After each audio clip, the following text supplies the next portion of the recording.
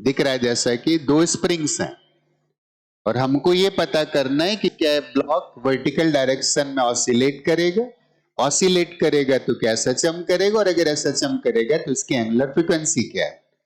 ठीक है ना, देखते हैं, सॉल्व करते हैं। सबसे पहले सब कुछ रेस्ट पे है तो रेस्ट वाली बातें पहले कर लेते हैं। क्या बातें कर लेते हैं? फोर्स बैलेंस होंगे तो इस समय इस ब्लॉक पर mg का फोर्स लग रहा हो। क्लियर? बहुत सिंपली समझते हैं, आराम से एकदम।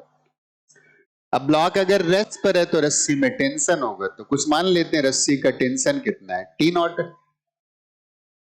और पुली चूंकि मासलेस दे दी उसने, तो अगर उसने पुली मासलेस दे दी तो इतना बोल सकते हैं कि स्ट्रिंग के दोनों साइड का टेंशन सेम आने वाला है।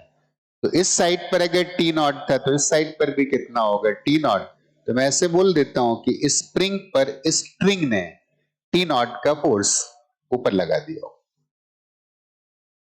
अब स्प्रिंग का ये वाला पॉइंट तो मासलेस था, और मासलेस पॉइंट पर नेट फोर्स कितना होना चाहिए, 0 होना चाहिए। इसका मतलब स्प्रिंग को एलोंगेट होना पड़ेगा।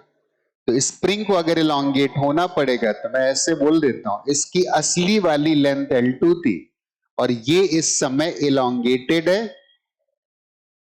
X2 से। कैपिटल X2 मान लिया to avoid any type of confusion. ये वाली स्प्रिंग की नेचुरल लेंथ कितनी थी, L2। कितने से एलोंगेटेड है, X2 से एलोंगेटेड है। इधर टी नॉट था, इधर टी नॉट था, पुली मासलेस थी, तो इस वाली रस्सी का टेंशन कितना आ जाएगा, 2 टी नॉट आ जाएगा। सभी जानते होगे।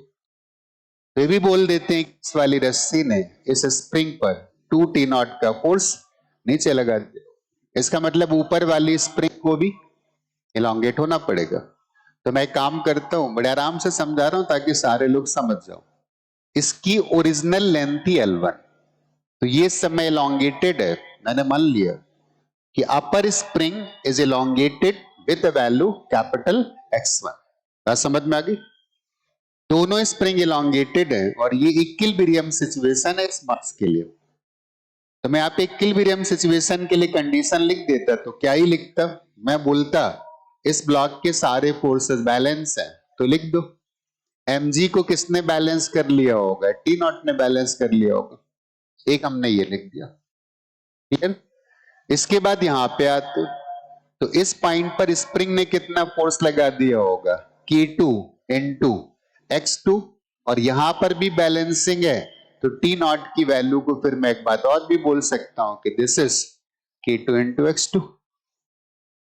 बात समझ में आ गई? फिर इधर आते तो इस पॉइंट पर स्प्रिंग ने कितना लगा दिया, K1 into X1, और नीचे कितना लग गया, 2 टी नॉट। तो यहां से एक बात बोल सकते हैं कि 2 टी नॉट की वैल्यू K1 into X1 के इक्वल है, तो टी नॉट की वैल्यू यहां से K1 into X1 divided by 2 आ जाएगा। अभी हम इक्विलिब्रियम पे ही चल रहे हैं, तो टी नॉट की वैल्यू यहां से लिख सकते हैं क्या, K1 into X1 divided by 2। जगह भी बच गई, सारी चीजें एक साथ ही लिखते हैं, जो डेटा जरूरत पड़ता जाएगा उससे लेते जाएंगे। ठीक है ना, this is K1 X1, equilibrium is established. Equilibrium का सारा डेटा हमें कलेक्ट कर लिया हमने। ओके, अब इक्विलिब्रियम पोजीशन को मीन पोजीशन मान लेते हैं। तो मैंने सबसे पहले क्या किया, इसको बोल दिया this is origin and this is positive direction of x axis. ये पॉजिटिव एक्स एक्सिस है, याद रहेगा। ठीक, अब क्या करते हैं, हमें तो एसएचएम चेक करना था, तो एसएचएम चेक करने के पहले डिसाइड करो कि कैसा एसएचएम होना है, तो वर्टिकल होना, ऐसे तो नहीं कराएंगे, ये तो एसएचएम नहीं दिख रहा है। ठीक है ना, तो मैंने क्या किया, इसको डिस्प्लेस करके छोड़ दिया, और छोड़ने के बाद मैंने कहीं पे ऑब्जर्व किया, मान लेता हूं मीन पोजीशन से एक्स डिस्टेंस नीचे ऑब्जर्व किया, तो सारी की सारी सिचुएशंस बदल गई। तो ये ब्लॉक अगर नीचे जाएगा तो इस स्प्रिंग को भी लॉन्गेट होना होगा, इस स्प्रिंग को भी लॉन्गेट होना होगा, और इस पुली को नीचे आना होगा। तो पुली एक्चुअली ऐसे हो गई, ये थोड़ा सा नीचे आ गया, ये वाला ब्लॉक अपनी मीन पोजीशन से और नीचे पहुंच गया, और ये वाली जो स्प्रिंग थी ना, ये स्प्रिंग और भी ज्यादा एलोंगेट हो गई ऐसे। और पुली के नीचे आने का मतलब है कि ऊपर वाली स्प्रिंग भी फर्दर इलोंगेट हो चुकी है, जितने से भी इलोंगेट हो गई हो। अब ये सिचुएशन आ गई। हाँ, मीन पोजीशन मैंने यहां पर माना था, तो this is x equal to 0 और इसको बोल देते हैं x इक्वल टू x। ऐसे लिखता हूं, इसका मतलब यार बस मेरा कहने का इतना है, x कोऑर्डिनेट x के इक्वल। ये मूव भी कर रहा होगा, फिलहाल तो जरूरत नहीं मानना क्योंकि मैं क्वेश्चन को एनर्जी से नहीं सॉल्व कर रहा हूं। ये भी स्पीड से मूव कर रहा होगा, मीन पोजीशन थी पॉजिटिव डायरेक्शन में x के डिस्प्लेसमेंट पर, तो हमें रिस्टोरिंग सिचुएशन तो मिल गई। अब ये पता करना है कि कितना फोर्स लगेगा और वो डिसाइड करेगा कि एसएचएम होगा कि नहीं होगा। क्लियर? अब एक बात समझ में आ गई कि स्प्रिंग्स तो इलोंगेट हो ही चुकी होंगी, तो स्प्रिंग्स अगर इलोंगेट हो चुकी है तो मैं एक एक करके इलोंगेशन भी मान लेता हूं। ये वाली स्प्रिंग थी, इसकी पहले लेंथ कितनी थी? L1 थी। इसकी पहले सॉरी L2 माना था मैंने, L2 लेंथ थी और पहले से इलोंगेटेड थी कितने से? X2 से। तो ये और भी इलोंगेट हो गई होगी थोड़ा सा, तो मैंने बोल दिया X2 डैश इलोंगेट हो गई होगी। अब स्प्रिंग, इस वाली स्प्रिंग का टोटल इलोंगेशन हो गया कितना? X2 plus X2 dash. X2 was the original elongation at equilibrium and X2 dash is the further elongation. Clear? अब पुली नीचे आई है तो ये वाली स्प्रिंग भी इलोंगेट हो गई होगी। इसकी पहले लेंथ कितनी थी? इसकी पहले लेंथ थी L1, पहले इलोंगेटेड कितने थी? X1 से, और फर्दर इलोंगेशन को मान लेता हूं कितना? X1 डैश मान लेता हूं। यहां तक की बात भी समझ में आ गई होगी, एकदम बिल्कुल स्टेप बाय स्टेप आराम आराम से, ताकि दिमाग में धीरे धीरे जाके फिट होता रहे। छोटे छोटे चीजें यूज करते हैं तो पता चलता है कि क्वेश्चन बड़े नहीं होते हैं, क्वेश्चन तो जरा सा ही होता है। अभी तक कुछ ऐसी बात तो नहीं यूज करी, ठीक है ना? आगे बढ़ते हैं। हमें रिस्टोरिंग फोर्स निकालना था, तो रिस्टोरिंग फोर्स निकालना था और उसी को चेक करना था, तो हमको ये बताना पड़ेगा कि कहां कौन सा टेंशन है। तो इस बार मैंने इस पहले टेंशन टी नॉट था, अब इस रस्सी का टेंशन हो चुका है टी, तो टी ऊपर लग चुका होगा और mg ब्लॉक पर नीचे होगा, और रिस्टोरिंग का मतलब हमें इस डायरेक्शन में नेट फोर्स लिखना है, तो restoring force can be written as T minus mg। बस यही मिल जाए ना तो पता चल जाएगा एसएचएम क्या है और एसएचएम की एंगुलर फ्रीक्वेंसी क्या है भी कि नहीं, वो भी पता चल जाएगा। अब T की वैल्यू कैसे निकालें? तो इस रस्सी का टेंशन अगर T है तो इस साइड का टेंशन भी कितना होगा? T, और उसका रीजन क्या है? क्वेश्चन में पहले बोल दिया गया है कि पुली इज मासलेस। बस समझ में आ गई? तो पुली मासलेस है तो मैं इतना बोल सकता हूं कि पुली पर फोर्स बैलेंस होगा, और फोर्स बैलेंस होने का मतलब है कि नीचे की दोनों स्ट्रिंग्स ने मिलकर के पुली पर नीचे जितना टोटल फोर्स लगाया होगा उतने ऊपर वाले स्ट्रिंग ने भी लगा दिया होगा। तो अगर यहां का टेंशन टी था तो यहां का भी टेंशन टी होगा, तो इस रस्सी का टेंशन हो जाएगा 2t। ठीक, सबसे पहले मैं यहां की इक्वेशन लिख देता हूं, इस जगह की इक्वेशन। तो इस जगह की इक्वेशन लिखेंगे तो रस्सी ने ऊपर फोर्स लगाया T और स्प्रिंग ने नीचे लगा दिया कितना? इस स्प्रिंग का स्प्रिंग कांस्टेंट था K1, तो उसने लगा दिया K1 x1 plus x1 dash because the elongation in the spring was x1 x1 dash। Total elongation की बात करेंगे ना, ओके? यहां तक की बात भी समझ में आ गई। हमें T का रिजल्ट इसके साथ मिल गया, लेकिन एक प्रॉब्लम ये भी आ रही है ना कि अगर हम यहां पे पुट करेंगे, ठीक, तो ये रिजल्ट x1 डैश के फॉर्म में आएगा, लेकिन हमने कितना मूव कराया था? x मूव कराया था, तो हमें x के फॉर्म में लाना है। अभी कहीं x तो आया भी नहीं है, तो एक रिजल्ट और भी बनाना पड़ेगा। कौन सा? जो x1 वगैरह को सबको x से रिलेट करेगा, ठीक है ना? फिलहाल एक इक्वेशन मैंने लिख दी, फिर यहां से लिख लेते हैं कि इक्वेशन कैसे लिखते हैं। स्प्रिंग ने ऊपर फोर्स लगा दिया होगा कितना? K2। एलोंगेशन कितना है? ये 2 वाला था ना, तो यहां पे मुझे लिखना चाहिए था 2। ठीक, यहां मैंने गलत लिख दिया, नीचे वाली स्प्रिंग के वेरिएबल मैंने 2 माने थे, तो x2 प्लस x2 डैश। अब इस वाले का अगर लिखेंगे ना, तो इस पॉइंट को स्प्रिंग ने ऊपर खींचा है बिकॉज ऑफ दिस एलोंगेशन, और टेंशन की वैल्यू 2t के इक्वल है, तो मैं ऐसे लिख देता हूं कि इस स्प्रिंग ने लगाया फोर्स 2t और स्प्रिंग ने फोर्स जो ऊपर लगा दिया उसकी वैल्यू थी कितनी, कुछ तो मैंने गलत किया, ये K2 था, तो यहां पे लिखना चाहिए कितना, K2। ऊपर वाला K1 था तो लिखेंगे 2T K1 N x1 plus x1 dash.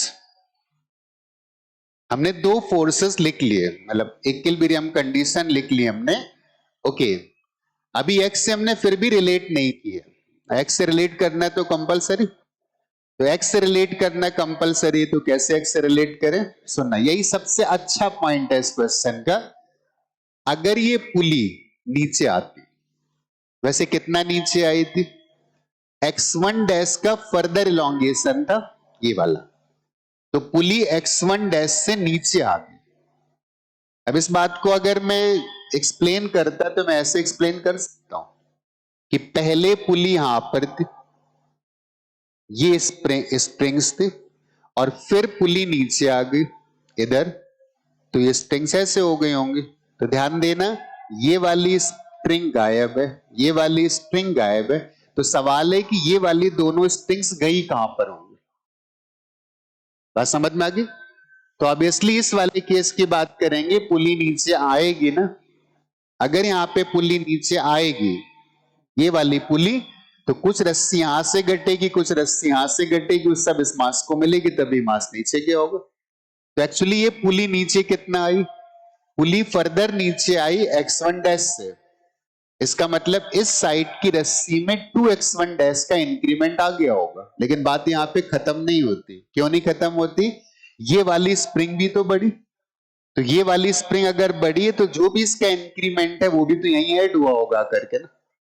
इसका मतलब अगर स्प्रिंग का, इस वाली स्प्रिंग का इलोंगेशन x2 डैश से बड़ा है और इसका इलोंगेशन x1 डैश से बड़ा है, तो ये पुली x1 डैश से नीचे चली है, तो ये वाला ब्लॉक उसके करस्पॉन्डिंग 2x1 डैश नीचे जाएगा, और ये स्प्रिंग चूंकि x2 डैश से बड़ी है तो उतना मूवमेंट यहां पे फर्दर ऐड हो जाएगा। तो total movement of block in downward direction that can be written as कितना, 2 टाइम्स x1 डैश और प्लस x2 डैश, और टोटल हमने मान लिया कि कितने से डिस्प्लेस हो गया, x से डिस्प्लेस हो गया। बात समझ में आ गई। x1 डैश x2 डैश से एलिमिनेट करके हमें एक्चुअली x पे पहुंचना है, तब रिस्टोरिंग फोर्स की सिचुएशन निकालनी है, तो रिस्टोरिंग फोर्स हमें लिखना पड़ेगा t की वैल्यू। तो एक हमारे पास इजी ऑप्शन है कि टी में रिलेशंस गिवन थे, और इन्हीं से किसी तरीके से इस वाले रिजल्ट को, टी वाले रिजल्ट को x के फॉर्म में कन्वर्ट कर लो, ठीक है ना। तो x के फॉर्म में कन्वर्ट करने के लिए हमारे पास एक रिजल्ट तो ये था कि 2x1 dash plus x2 dash की वैल्यू हमें x के फॉर्म में पता है, ठीक है ना, और वहां पे दोनों t लिखे हुए थे, ठीक है ना।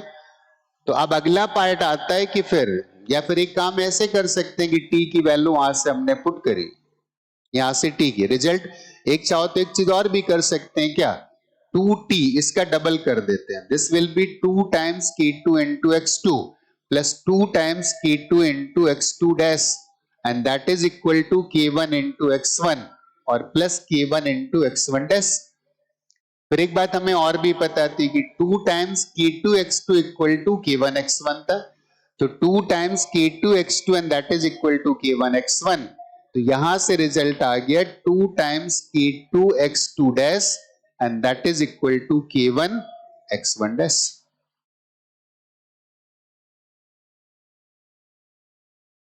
बात समझ में आ गई। अब इस वाले रिजल्ट और इस वाले रिजल्ट का अगर हम यूज कर लें, तो x1 can be written in form of, x1 dash can be written in form of x and x2 dash can also be written in form of x। तो मैं इन दोनों रिजल्ट को सॉल्व करता हूं। एक रिजल्ट हमारे पास था कौन सा, k1 x1 dash and that is equal to 2 times k2 x2 dash, k1 x1 dash is equal to 2 time k2 x2 dash. एक रिजल्ट हमारे पास ये था, और एक रिजल्ट हमारे पास था 2 x1 dash plus x2 dash and that is equal to x। अब यहां पे क्या करते हैं, x1 डैश और x2 डैश को x के फॉर्म में निकालते हैं। तो मैं काम करता हूं, ऊपर से x1 डैश की वैल्यू यहां पे पुट कर देता हूं, या x2 डैश पुट कर दो। तो यहां से x2 डैश कितना आएगा, x2 डैश की वैल्यू आएगी k1 x1 dash divided by 2k2, यहां पे पुट कर देते हैं। तो 2x1 डैश और plus k1 into x1 dash divided by 2 times k2 and that is equal to x। यहां से x1 डैश कॉमन निकाल लेते हैं, तो अंदर कितना बचने वाला है, अंदर बचने वाला है 2 plus k1 divided by 2k2 and that is equal to x। यहां से फिर सीधा x1 डैश की वैल्यू आ गई, और x1 डैश की वैल्यू कितनी आएगी, मैं सीधा सॉल्व करके लिख देता हूं, 2 times k2 into x divided by k1 plus 4 times k2। किसकी वैल्यू मिल गई, x1 डैश की वैल्यू मिल गई इन form of x। Got it और नॉट। अब बात आती है कि x1 डैश से सीधे हम कर सकते थे, तो एक काम करते, वैसे x2 डैश कर सकते थे, तो x2 डैश यहीं से निकाल सकते हो, कितना, x2 डैश की वैल्यू आएगी k1 divided by 2 times k2 into, इसको यहां पे डिवाइड कर दे, x1 डैश और x1 डैश हम निकाल चुके हैं, कितना, 2 times k2 divided by k1 plus 4k2 into x। तो ये 2k2 तो कैंसिल हो गया, और x2 डैश की वैल्यू आ गई k1 divided by k1 plus 4k2 into x। Actually x2 dash और x1 डैश हमें दोनों मिल गए। अब x2 डैश और x1 डैश अगर दोनों मिल गए ना, तो हमारे किस काम के, ये भी चेक कर लेते हैं। अब हमारा अगला पार्ट होगा to write the restoring force, और रिस्टोरिंग फोर्स को हमने लिखा है T माइनस mg। तो रिस्टोरिंग फोर्स को T माइनस mg लिखा है, और T की वैल्यू हम किसी के फॉर्म में लिख सकते हैं। तो मैं ये वाला T उठा लेता हूं, ये वाला, और फिर देखते हैं कि रिस्टोरिंग फोर्स एक्चुअली क्या आने वाला है। तो इस पार्ट को हटा देते हैं, तो restoring force F R and that is equal to T minus mg। और फिर हमें क्या करना है, हमें T की वैल्यू पुट करनी है। तो T की वैल्यू यहां से उठा सकते हैं, k2x2 plus k2x2 dash, right, T की वैल्यू यहां से उठाते हैं ना, and that is k2x2 plus k2x2 dash. तो this becomes k2x2 plus k2x2 dash और माइनस mg। k2x2 के रिजल्ट हमें पता था, and k2x2 itself was mg। तो k2x2 की वैल्यू mg के इक्वल थी ना, तो ये k2x2 और mg तो हो गए कैंसिल, और यहां से रिस्टोरिंग फोर्स की वैल्यू आ गई कितना, k2x2 डैश, और x2 डैश की वैल्यू हम पहले से निकाल चुके हैं, कितना, x2 डैश की वैल्यू आ गई थी k1 divided by k1 plus 4k2 into x।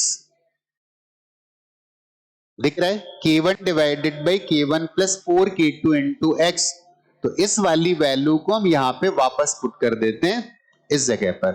तो restoring force is equal to k2 into x2 dash की वैल्यू आई थी कितना, k1 divided by k1 plus 4k2 into x। अब रिस्टोरिंग फोर्स जो भी था ना, वो ऊपर लग रहा था, और हमारा डिस्प्लेसमेंट किधर था, नीचे था। तो अगर हमारा डिस्प्लेसमेंट नीचे था और रिस्टोरिंग फोर्स ऊपर लग रहा है ना, तो मैं फोर्स को प्रॉपरली अगर लिखना चाहता इन वेक्टर फॉर्म, तो मैं लिखता minus k1 into k2 divided by k1 plus 4k2 and multiplied by x। और यहां से क्लियरली दिख रहा है कि this motion is simple harmonic motion. Actually ये रिजल्ट आ गया F equal to minus k1 into k2 divided by k1 plus 4k2 into x। यहां से मैं बोल सकता हूं कि this motion is simple harmonic motion, then acceleration can be written as force divided by mass. Mass से divide कर देंगे तो K1 into K2 divided by M K1 plus 4 K2 into X। इसी को कंपेयर कर दोगे equal to minus omega square x से, यहां से एंगुलर फ्रीक्वेंसी की वैल्यू आ गई K1 into K2 divided by M times K1 plus 4 K2।